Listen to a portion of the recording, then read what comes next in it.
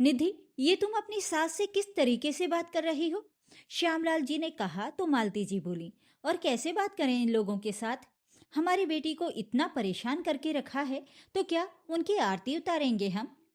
फिर नवीन अपनी चुप्पी तोड़ते हुए बोला, देखिए माँ जी, किसने किसको परेशान कर रखा है ये तो हम ही जानते हैं।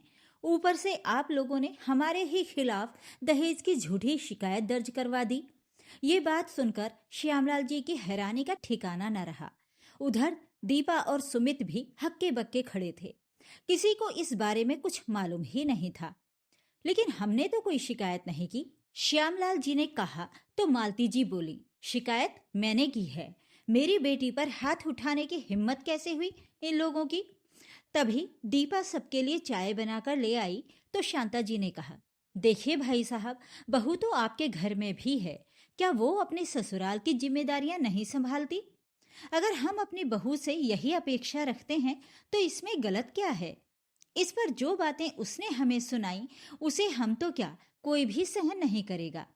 तो मालती जी ने कहा, अरे, मैंने तो अपनी बहू को बेटी की तरह रखा हुआ है, लेकिन आपने तो निधि को कभी बेटी समझा ही नहीं।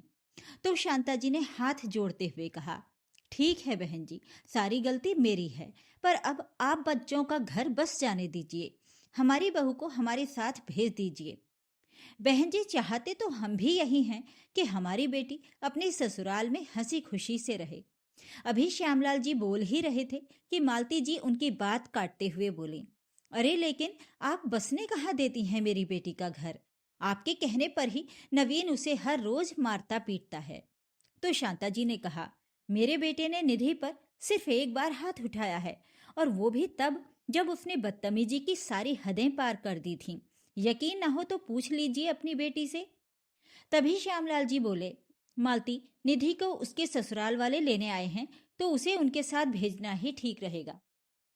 हाँ माँ जी, निधि का घर बसाने में ही समझदारी है, दीपा ने कहा तो मालती जी बोली, अपनी बेटी की शादी ऐसे घर में करके एक गलती तो हम कर चुके हैं, लेकिन अब उसे दोबारा उसी घर में भेजकर मैं दूसरी गलती नहीं करूंगी। और बहन जी, जिस मुंह से यहाँ आए हो उसी मुंह से वापस चले जाओ, मैं अपनी बेटी आपके साथ हरगिज नहीं भेजूंगी। सुमित ने भी अपनी माँ को लाख समझाने की कोशिश की, लेकिन ना तो मालती जी मानी और ना ही निधि जाने को तैयार थी। ये सब सुनकर नवीन बोला, बस माँ, अब यहाँ खड़े रहकर हम लोग अपनी और बेइज्जती नहीं करवाएंगे, अभी के अभी यहाँ से चलो। जाते जाते शांता जी ने श्यामलाल जी से कहा, भाई साहब, मैं तो ये सोचकर आई थी कि अब आप ही इस बात का कोई हल निकालेंगे, लेकिन यहाँ तो आपकी ही कोई सुनने को तैयार नहीं है, तो हमारी क्या सुनेंगे? हो सके तो पुलिस में की गई झूठी शिकायत वापस ले लीजिएगा। अच्छा, चलते हैं। अरे नहीं बहन जी, बैठकर बात करते हैं, श्यामलाल जी ने कहा, लेकिन नवीन शांता जी को लेकर वापस चला गया। फिर श्यामलाल जी अपनी पत्नी से बोले, थाने में जो तुमने शिकायत की है उसे अभी के अभी जाकर वापस लो। अरे, मुझे जो करना है मैं देख लूंगी, आप अपना काम करो। मालती, मुझे नहीं लगता तुम अपनी बेटी का घर बसने दोगी। वो लोग तो निधि को ले जाने के लिए आए थे, लेकिन सिर्फ तुम्हारे कारण बनी बनाई बात बिगड़ गई। तभी सुमित निधि से बोला, निधि, एक बात सच सच बताना, क्या नवीन तुझे दहेज के लिए मारता पीटता है?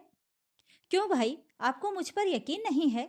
निधि ने कहा तो मालती जी बोली, इन सब बातों के लिए घर के बड़े बैठे हैं, तुझे इसमें पंचायत करने की जरूरत नहीं है। माँ, घर के बड़े अगर संभाल सकते थे बात को तो संभाल लेते और निधि को उसके ससुराल वालों के साथ भेज देते। फिर निधि ऊंची आवाज करते हुए बोली, बाबूजी, आप सब लोग मिलकर मुझे मार क्यों नहीं देते? आपकी भी परेशानी दूर होगी और मेरे ससुराल वालों की भी। सबने मिलकर बस मुझे भेजने की ही रट लगाई हुई है। सिर्फ एक माँ है जो मुझे समझती है। तो दीपा ने कहा, निधि, हम तुम्हारे घर के लोग हैं, तुम्हारा भला चाहते हैं, तुम खुद ही सोचो, हमेशा के लिए मायके में तो नहीं रहा जा सकता ना। अरे भाभी, आपको अच्छा घर मिल गया है, तभी आपके मुंह में जबान आ गई है, निधि ने कहा। तो मालती जी गुस्से से बोली, बहू, अपना ज्ञान अपने पास ही रखो, मैं सब जानती हूँ, तुम जाकर रसोई का काम करो। दीपा रसोई में चली गई और सुमित और श्यामलाल जी भी किसी काम से बाहर निकल गए। तो मालती जी बोली, बेटी, मेरी एक बात सुन ले, मेरे रहते हुए तो तेरी भाभी तुझे कुछ कहने से रही, और अगर घर में किसी ने भी तुझे कुछ कहा तो उसे मैं अच्छी तरह समझा दूंगी। तो निधि आंखों में आंसू लिए बोली, माँ, इस घर का कोई भी सदस्य मुझे यहाँ देखकर खुश नहीं है। सब मुझे भेजने पर तुले हुए हैं। तो मालती जी ने कहा, तुझे चिंता करने की जरूरत नहीं है, तू यहाँ आराम से रह। मैं तेरी भाभी को देसी घी का हलवा बनाने को कहती हूँ, आराम से बैठकर खाएंगे। हाँ माँ, सब लोगों की बातें सुन सुनकर मेरा भी दिमाग खराब हो गया है। तुम जल्दी से हलवा बनवा कर ले आओ, और हाँ, हलवे में बादाम भी डाल देना। कहते हुए निधि सोफे पर लेट गई। 1 सप्ताह बीत चुका था। निधि की भाभी दीपा अपने कमरे में बैठी थी। तभी सुमित कमरे में आया और बोला, समझ नहीं आता कैसे सुलझेगी ये समस्या। तो दीपा बोली, मैं तो कहती हूँ निधि को जितनी जल्दी उसके घर भेज दो उतना ही अच्छा होगा। अरे दीपा, चाहता तो मैं भी यही हूँ कि वो समय से अपने घर चली जाए। आस पड़ोस के लोगों और रिश्तेदारों में जब ये बात पता चलेगी तो हमारी कितनी बदनामी होगी। सुमित ने कहा तो दीपा बोली, लेकिन माँ जी को तो ये बात समझ में नहीं आती। उस दिन जब निधि के ससुराल वाले घर आए थे तो उनकी बात सुनकर निधि की ही गलती नजर आ रही थी। अरे दीपा, गलती तो सारी निधि की ही है। शादी से पहले पूरे 23 साल वो इस घर में रही है। क्या मैं उसके स्वभाव को नहीं जानता? फिर दीपा बोली, लेकिन माँ जी तो हमेशा उसी की तरफदारी करती हैं। अगर इसी तरह चलता रहा तो हमारे घर में ही झगड़े होने शुरू हो जाएंगे। निधि तो किसी काम को हाथ तक नहीं लगाती है। खाना खाती है तो थाली वहीं सरका देती है। एक गिलास पानी भी खुद लेकर नहीं पीती है। माँ मुझे ऑर्डर करती हैं तो मुझे पानी लेकर उसे देना पड़ता है। अब घर में सदस्य बढ़ेंगे तो काम तो बढ़ेगा ही ना। सारा दिन काम करते करते मैं भी थक जाती हूँ। मैं उसे किसी काम में मदद करने के लिए कहती हूँ तो मना कर देती है, और ऊपर से कहती है कि मैं तुम्हारी नौकरानी नहीं हूँ, ये तुम्हारी ड्यूटी है तो तुम ही करो। अरे दीपा, इसी बात का तो रोना है। उसे काम ही तो नहीं होता। वो तो माँ ने उसे सिर चढ़ा रखा है, नहीं तो अब तक मैं ही इसकी अक्ल ठिकाने लगा देता। देखिए जी, मैं तो बस इतना चाहती हूँ कि घर में कोई लड़ाई झगड़ा ना हो, वरना दुनिया तमाशा देखेगी। वो तो छोटी छोटी बातों पर क्लेश करने लगती है। माँ, भाभी ने मेरी पसंद की सब्जी नहीं बनाई। ये तो चाहती ही नहीं है कि मैं इस घर में रहूं। बताओ मैं क्या करूं? मेरी जगह कोई और होती तो अब तक घर में क्लेश हो गया होता। मैं तो फिर भी चुप हूं। वो तो मैं भी जानता हूं दीपा। फिर दीपा ने कहा, अगर यही बात मैं उसे कहूंगी तो उल्टा ये जवाब देगी कि वो तो मेरी माँ इतनी अच्छी हैं जो तुम्हारा इतना ख्याल रखती हैं। लेकिन उसे ये बात समझ में नहीं आती कि अच्छा भी अच्छों के साथ ही बना जाता है। मैं तो शर्म लिहाज के कारण चुप हूं ताकि झगड़ा और न बढ़े। नहीं दीपा, तुम तो कुछ मत कहना, वरना माँ तुम्हें छोड़ेंगी नहीं। अरे तभी तो कहती हूँ कि आप उसे प्यार से समझा दो ताकि वो शांति से अपने घर चली जाए। ठीक है, मैं निधि से बात करता हूँ। कहते हुए सुमित अपने कमरे से बाहर आया तो देखा निधि अकेली बैठी अपने मोबाइल में व्यस्त थी। उसके पास बैठते हुए सुमित बोला, निधि, आगे का क्या सोचा है तुमने? तो निधि गुस्से से बोली, तुम्हारे ऊपर बोझ बनकर नहीं बैठूंगी, लेकिन एक शर्त पर जाऊंगी। शर्त? कैसी शर्त? सुमित ने हैरानी से पूछा। तो निधि बोली, मैं अपने पति नवीन के साथ अलग रहना चाहती हूँ। सुमित ने अपना सिर पकड़ लिया। घर में कुल मिलाकर तुम 4 लोग हो और उसमें भी तुम्हें बंटवारा चाहिए? क्यों भाई, 4 लोगों का काम क्या कम होता है? एक मेरी सास है जो हमेशा बिस्तर पर पड़ी रहती है, और एक वो देवर है जिसकी शादी करने का भी नाम नहीं ले रहे वो लोग। उसकी शादी हो तो मेरा काम भी कुछ कम हो जाए। निधि, ये चिंता उन लोगों की है, लेकिन मुझे तो इतना पता है कि 4 लोगों में बंटवारा कराने की बात तो मैं नहीं करूंगा। तो ठीक है, अगर बंटवारा नहीं होगा तो मैं भी नहीं जाऊंगी, क्योंकि मुझसे इतना काम नहीं होता। उसी समय मालती जी वहां आई और बैठते हुए बोली, क्या बात हो रही है भाई बहन में? तो निधि बोली, बात क्या होगी, मुझे कहते हैं कि अपने ससुराल चली जा। हे भगवान, जिसे देखो ससुराल भेजने की रट लगाए बैठा है। अगर अपने मायके आकर बैठी है तो ऐसा भी क्या गुनाह हो गया उससे? मेरी बेटी तुम्हें अच्छी नहीं लगती क्या? मालती जी ने कहा तो सुमित बोला, माँ, अभी तो तुम उसे शह दे रही हो, लेकिन बाद में तुम ही पछताओगी। माँ, मैं तो एक काम करती हूँ, मैं चुप करके अपने ससुराल चली जाती हूँ। वो लोग मुझे परेशान करेंगे तो मैं सहन कर लूंगी, और अगर सहन ना हुआ तो कहीं जाकर मर जाऊंगी। कम से कम इन लोगों को तो शांति मिल जाएगी ना। निधि ने कहा तो सुमित बोला, मैं अच्छी तरह जानता हूँ उन लोगों को, कोई तुझे कुछ नहीं कहता। अगर तू अपनी जुबान कम चलाए और घर की जिम्मेदारियां संभाले तो। देख लिया माँ, मेरे अपने मायके वाले ही मेरे दुश्मन बने बैठे हैं। आंखों से मगरमच्छ के आंसू बहाते हुए निधि ने कहा। तो मालती जी बोली, बेटी, जिसे भी तेरे यहाँ रहने से परेशानी है वो ये घर छोड़कर जा सकता है, लेकिन तुझे मैं कहीं नहीं जाने दूंगी। और सुमित, तू दिन रात उठते बैठते तुझे सिर्फ एक ही काम है क्या? अभी उसके माँ बाप जिंदा हैं, तुझे चिंता करने की कोई जरूरत नहीं है। ठीक है माँ, मैं तो उसका भला चाहता था। जब कोई समझने को तैयार ही नहीं है तो फिर करो जो मर्जी। आगे से मैं तो कुछ नहीं बोलूंगा। इतना कहकर सुमित वहां से उठ गया। दीपा वहीं पीछे खड़ी सारी बातें सुन रही थी। फिर मालती जी ने कहा, एक ये घर के लोग हैं और दूसरी हमारी पड़ोसिन जो मुझे आए दिन पूछती हैं, अरे मालती, बेटी घर कब जाएगी? न जाने ससुराल वाले इतने इतने दिन बेटी को कैसे भेज देते हैं। फिर निधि बोली, माँ, मुझे तो ये समझ नहीं आता कि मैं यहाँ आई हूँ तो इन लोगों के पेट में क्यों दर्द हो रहा है। तभी उसकी भाभी दीपा वहां आई और बोली, ये समाज है निधि, और समाज तो ऐसे सवाल उठाएगा ही। इसलिए समझदारी इसी में है कि तुम अपना घर बसाओ। बस माँ, अब तो मेरी बर्दाश्त से बाहर हो गया है। मैं चाहे मरूं या जीऊं, लेकिन अब यहाँ नहीं रहने वाली। क्यों चली जाएगी? हम दोनों माँ बेटी यहाँ साथ में रहेंगे। जिसे जो बोलना है वो बोलता रहे। लेकिन माँ, आपका बेटा बहू तो। बस बेटी, तुझे कोई एक बात कहे तो उसे चार सुनाया कर। तुझे यहाँ दबकर रहने की जरूरत नहीं है। दबकर रहना तो मेरे खून में है ही नहीं माँ। अगर दबकर रहना होता तो अपने ससुराल में न रह जाती। चलो माँ, अंदर चलकर टीवी देखते हैं। कहते हुए निधि वहां से उठकर चली गई और पीछे पीछे मालती जी भी। अम्मा जी वहीं आंगन में बैठी सारी बातें सुन रही थी। उन्होंने दीपा को इशारे से अपने पास बुलाया और बोली, बहू, ऐसे तो ये माँ बेटी किसी के काबू में नहीं आएंगे। लेकिन दादी, मैं क्या करूं? माँ और निधि तो समझने से भी नहीं समझते। बहू, पुरानी कहावत है, लातों के भूत बातों से नहीं मानते। ये वही लातों के भूत हैं। आगे तू खुद ही समझदार है। अपनी दादी सास का इशारा दीपा अच्छी तरह समझ चुकी थी। वो बोली, आप ठीक कह रही हो दादी, कुछ ना कुछ तो करना पड़ेगा। सोचते हुए दीपा रसोई घर में खाना बनाने चली गई। तभी उसे निधि के मोबाइल की बेल बजने की आवाज आई। दीपा ने बाहर जाकर देखा तो निधि फोन पर बात कर रही थी। बात क्या कर रही थी? शेरनी की तरह गरज रही थी। आप लोगों में कुछ शर्म बाकी है या नहीं? कितनी बार कहा है मैंने कि मैं उस घर में वापस नहीं आऊंगी। क्या आपको समझ नहीं आता? तो दूसरी ओर से शांता जी की आवाज आई, निधि बेटी, आगे से इस घर में तुम्हें कभी कोई तकलीफ नहीं होगी। नवीन भी तुमसे कोई गलत व्यवहार नहीं करेगा। सारे गिले शिकवे भूल कर वापस आ जाओ।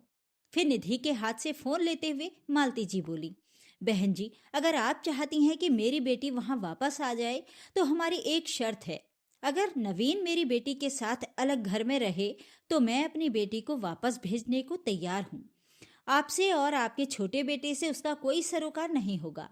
ये आप क्या कह रही हैं बहन जी? मैं भला अपने बेटे से अलग कैसे रह सकती हूँ?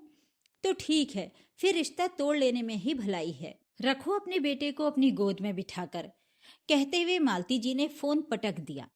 रसोई में खड़ी दीपा चुपचाप ये सारी बातें सुन रही थी।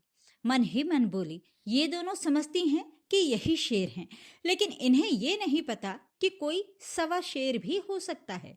अब आप देखो मैं क्या करती हूँ। थोड़ी देर बाद मालती जी और निधि शॉपिंग करने के लिए बाजार चले गए और करीब 2 घंटे बाद जब घर वापस आए तो उस समय दीपा अपने कमरे में आराम से सो रही थी। तभी निधि गुस्से से उबलते हुए उसके पास आई और बोली, क्यों महारानी, अपना खाना बनाकर खा भी लिया और हम लोगों का बनाया ही नहीं। बाकी सब लोगों के कपड़े भी धो दिए, पर मेरे कपड़े वहीं मैले पड़े हैं। जी हाँ, क्योंकि मैं तुम्हारी नौकर नहीं हूँ।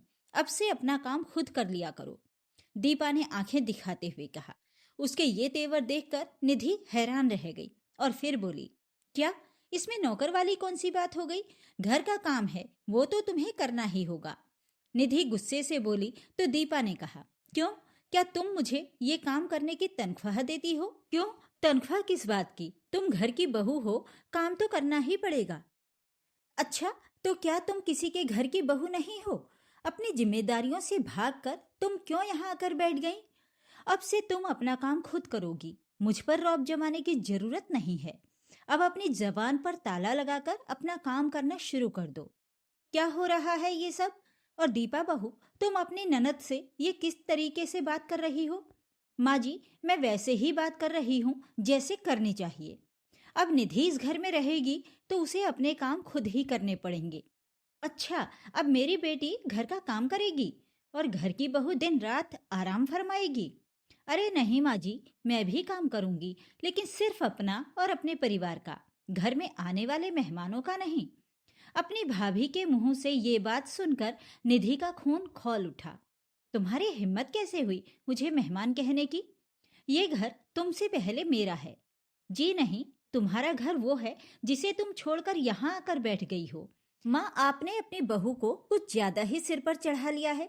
2-4 थप्पड़ लगाकर इसकी अकल ठिकाने क्यों नहीं लगा देती?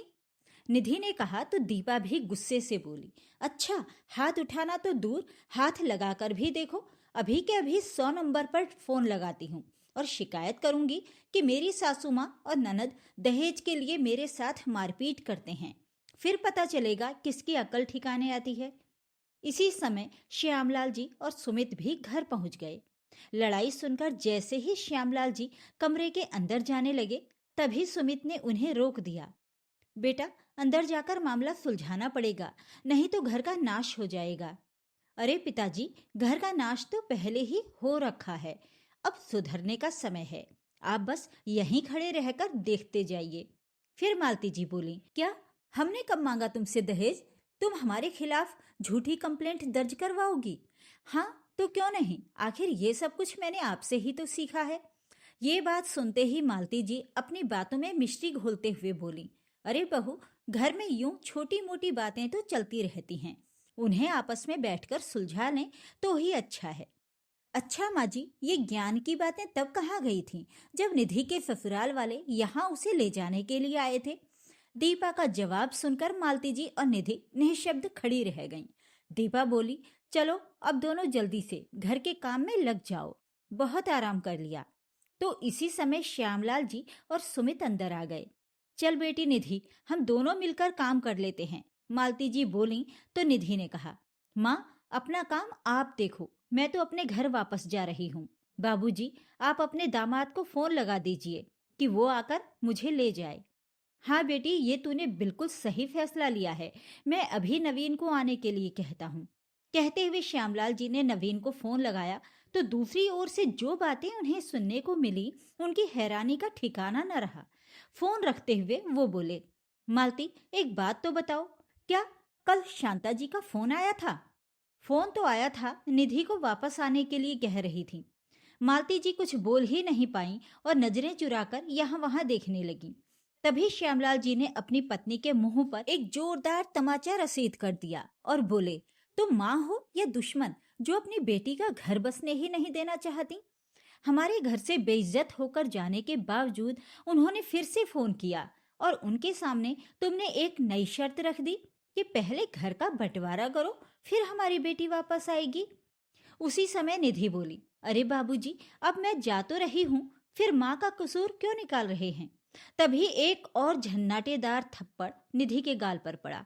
ये देखते हुए अम्मा जी बोली, श्याम, अगर ये थप्पड़ तूने पहले लगाया होता ना, तो आज ये घर उजड़ने की नौबत ही ना आई होती। फिर गुस्से से उबलते श्यामलाल जी बोले, बदतमीज, अब नवीन तुम्हारे साथ कोई रिश्ता नहीं रखना चाहता। अपने बेटे नवीन की चिंता में शांता जी की तबीयत इतनी बिगड़ गई है कि वो आईसीयू में भर्ती हैं। ये सुनते ही निधि की आंखें खुली की खुली रह गईं। फिर श्यामलाल जी बोले, अगर शांता जी को कुछ हो गया तो उनकी हालत की जिम्मेदार सिर्फ और सिर्फ तुम होगी और उसके बाद नवीन तुम्हें कभी नहीं अपनाएगा। निधि रोते हुए बोली, बाबूजी, मैं उन्हें कुछ नहीं होने दूंगी, मैं अभी अपने ससुराल वापस जा रही हूँ। चाहे मुझे उनके आगे हाथ जोड़ने पड़े, पैर पकड़ने पड़े, चाहे लाख माफी ही क्यों ना मांगनी पड़े, पर मैं अपनी गृहस्थी उजड़ने नहीं दूंगी। ऐसा कहते हुए निधि ने अपना बैग उठाया और घर की दहलीज लांघ कर चली गई। दोस्तों, आपको ये कहानी कैसी लगी कमेंट करके जरूर बताइएगा। वीडियो को लाइक और शेयर करें। मेरे चैनल को सब्सक्राइब जरूर कर लीजिएगा। धन्यवाद।